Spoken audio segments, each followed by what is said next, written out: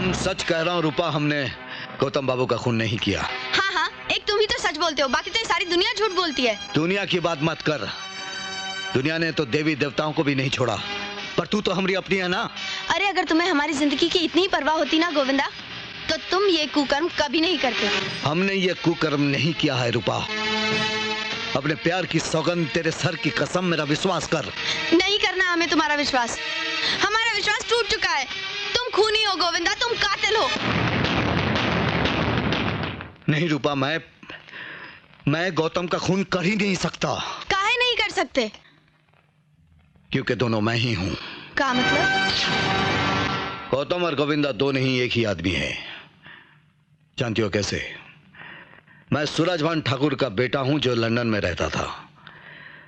गांव वालों पर सागर जुल्म करता था, यह खबर डैडी को मिलती रहती थी। वो फोन पर हमेशा मुझसे बातें किया करते थे। जब मैं लंदन से वापस लौटा तो घर ना जाकर चंदनपुर के करीब खुशहालपुर गांव में गोविंदा बनकर रहने लगा। अरे दैया, ताकि मैं चंदनपुर गांव वालों को इंसाफ दिला सकूं। सागर से जब मेरी गोविंदा के रूप में मुलाकात हुई तो पूरी जायदाद हड़पने के लिए उसने मुझे गौतम को मारकर उसकी जगह लेने की पेशकश रखी। जिस गाड़ी का एक्सीडेंट हुआ था उस गाड़ी में मैं ही बैठा था। गाड़ी जैसे ही गुफा के अंदर पहुंची तो राजू की मदद से मैंने उस गाड़ी में एक डमी लाश रख दी। इस तरह मैं गोविंदा से गौतम बन गया। हालांकि ये बात मैं तुम्हें उस दिन पनघट में बताने वाला था, लेकिन मामा के आ जाने से कह नहीं पाया। मैं तुम्हें दावे से कह सकता हूं रूपा, मेरी गोविंदा वाली बात भी इंस्पेक्टर खान को जिसने भी बताई है वो कोई और नहीं, सागर या मामा, इन दोनों में से कोई एक है। और यह हरकत उसने इसलिए की है कि मैंने जायदाद के पेपर पर साइन करने से इनकार कर दिया था। अच्छा, तो ये बात है, इसीलिए उन लोगों ने तुम्हें गोविंदा साबित कर दिया। लेकिन अब क्या करोगे तुम? ये सारी बातें मेरे डैडी जानते हैं। कल ही मैं शहर जाकर अपने आप को बेकसूर साबित कर दूंगा। आइए इंस्पेक्टर।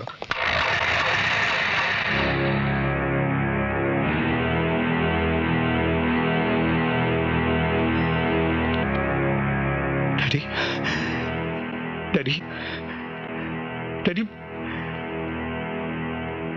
ये आपके साथ क्या हो गया? वो भी मेरे जीते जी। जिसने भी आपका यह हाल किया है मैं इसे टुकड़ों में बिखेर दूंगा। इंस्पेक्टर, मेरे डैडी पे हुए जुल्म का बदला मैं जरूर लूंगा। पहले ये तो साबित करो कि तुम उनके बेटे हो। और कोई सबूत है तुम्हारे पास? हाँ है, मेरा घोड़ा जो मुझे जरूर पहचानेगा।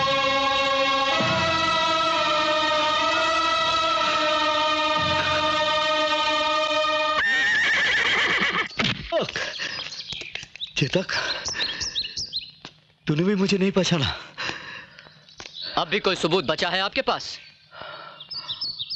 हाँ, खुशहालपुर की वो औरत जिसे मैंने मां बनाया था और गोविंदा बनकर जिसके घर में रहता था। आइए।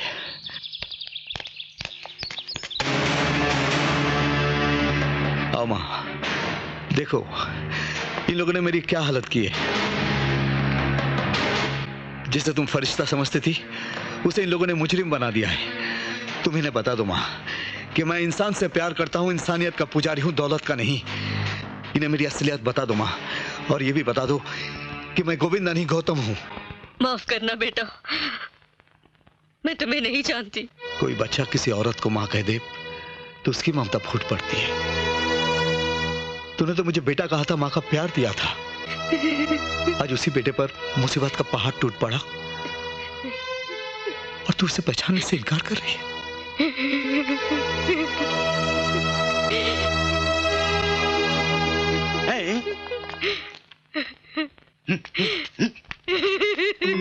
इंस्पेक्टर साहब, एक और जीता जागता सबूत लाए हूं।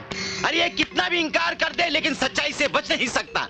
अरे कल कलयुग ही सही, लेकिन सच्चाई अब भी जिंदा है, वरना ये राक्षस आदमी हम जैसे सच्चे इंसानों का भंटा तार कर दे। यूं ही सुना रहे जिससे इसने नकली ब्रेसलेट बनाया था। तुम पहचानते हो इन्हें? जी मालिक, पहले गलती हो गई थी पर अब पहचान गया हूँ। ये देखो। Malhotra, yes sir. इनका बयान नोट कर लो। Okay sir. जा भैया तुम बयान दो। हाँ तो गोविंदा साहब, पतवार की तलाश में तो आप बहते ही जा रहे हैं, या अब भी किनारे की उम्मीद है? हाय हाय, अरे अभी क्या बोलेगा, अरे ये नौटंकी कर रहा है।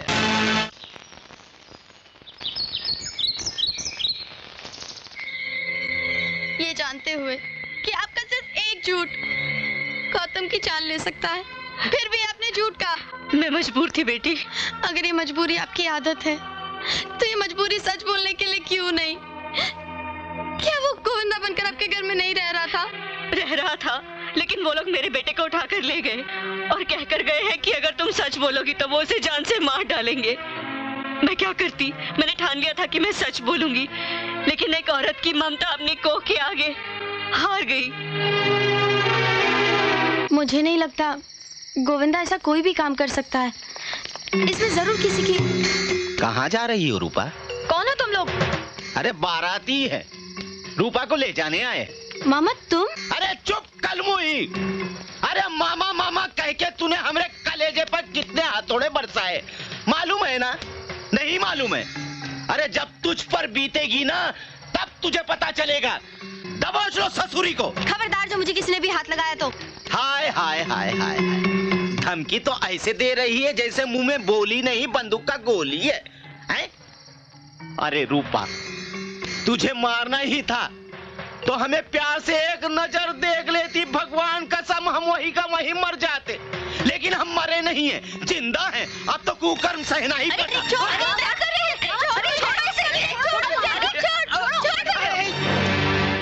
हमका गाली दे दी। ये हमें बर्दाश्त नहीं है। अरे मूर्खो, बर्दाश्त तो हमें भी नहीं है गाली, लेकिन अब क्या करें? दूधारी गैया की लतिया और बिन बियाही छोकरिया की बतिया तो सहनी ही पड़ेगी। अरे तुम लोग खड़े खड़े मुंह का देख रहे हो मूर्खो, ले चलो इसे नहीं तो भाग जाएगी। क्या उन लोगों ने रूपा को उठा लिया? हाँ, मैंने देखा है गौतम। दुश्मन जब हमदर्द बनकर आए तो उनकी बातों से सच्चाई नहीं, झूठ की बदबू आती है। मजबूरी और ख्वाहिश दो अलग अलग चीजें हैं गौतम। वहां रहना मेरी मजबूरी थी और यहाँ आना मेरी ख्वाहिश। इसे हमदर्दी ही नहीं, मेरा फर्ज समझो। और तुम्हारे पास टाइम नहीं है गौतम, जल्दी करो, और तुम मुश्किल में भी हो।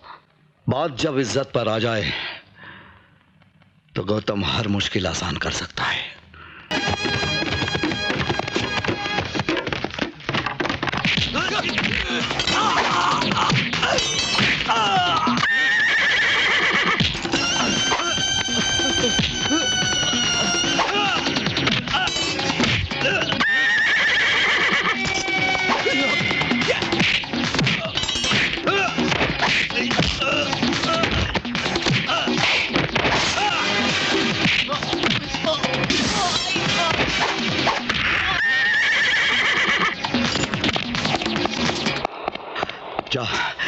जाके माँ से कह देना राजू, जो बात वो जबान से कह नहीं पाई उसकी खामोशी ने बता दिया। लेकिन कुछ नहीं, जल्दी जा, वरना आंसुओं के सैलाब में वो खुद को बहा देगी। जा। इसीलिए मैं हैरान हुआ था चेतक, जो मेरे कदमों का हाथ तक पहचानता था, जिसे मैं अपने सीने से लगा कर रखा था, वो मेरे सीने पर पांव कैसे रख सकता है? वो मुझे पहचानने से इनकार कैसे कर सकता है? अब आई उठनी पहाड़ के नीचे, है? ससुरी गौरैया चिड़िया की तरह कैसे फुदकती थी, है? अपना दाना अपना पानी खाने के बाद भी ससुरी अपनी फुलवारी में कभी नहीं फुदकी।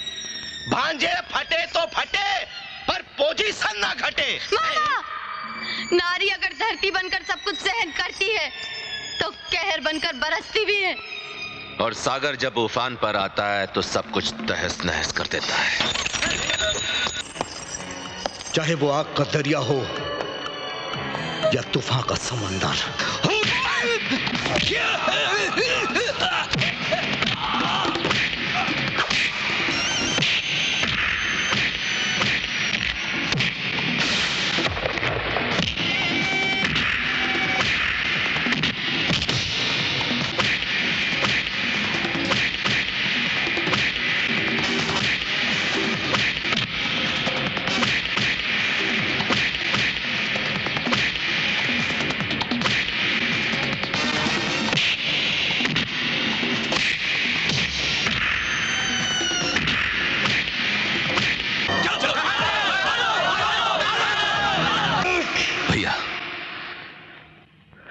बोला? फिर से बोल, क्या बोला?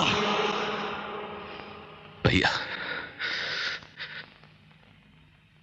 भैया माफ कर दीजिए मुझे।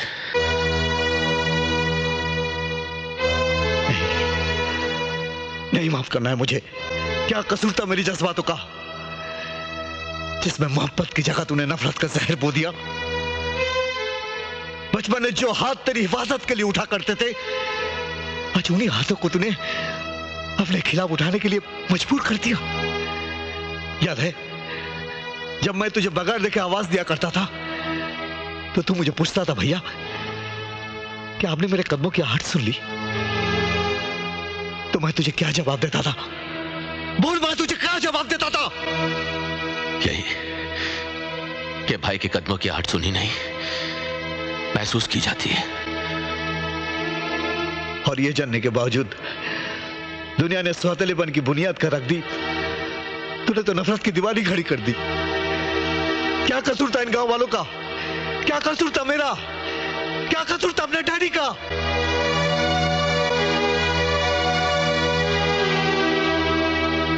नहीं माफ करना है मुझे, नहीं माफ। तो सजा दीजिए मुझे। मुझे अपनी गलतियों का एहसास हो गया भैया। बस ये बोझ मैं और बर्दाश्त नहीं कर सकता भैया। तुझे सजा कानून देगा। ठीक है, मुझे मंजूर है भैया। मैं हर सजा भुगतने को तैयार हूं, लेकिन आपकी बेरुखी बर्दाश्त नहीं कर सकता भैया। भैया आप मुझे माफ कर दीजिए। मुझे अपनी मोहब्बत से महरूम मत कीजिए भैया, प्लीज। मुझे माफ कर दीजिए भैया, मुझे माफ कर दीजिए। नजरों से दूरी सही, मगर दिल से दूर नहीं रह सकता भैया। प्लीज मुझे माफ कर दीजिए भैया। जिसे जुर्म का एहसास हो जाए गौतम, उसे सजा नहीं माफी मिलनी चाहिए। जिस बाग के फल फूल पूर्वजों से लेकर आज तक हम सब भी खाते आए हैं, यदि एक दिन एक कांटा चुभ जाए तो क्या हम सब बाग को उजाड़ देंगे? बड़े ठाकुर, आप छोटे ठाकुर को माफ कर दीजिए।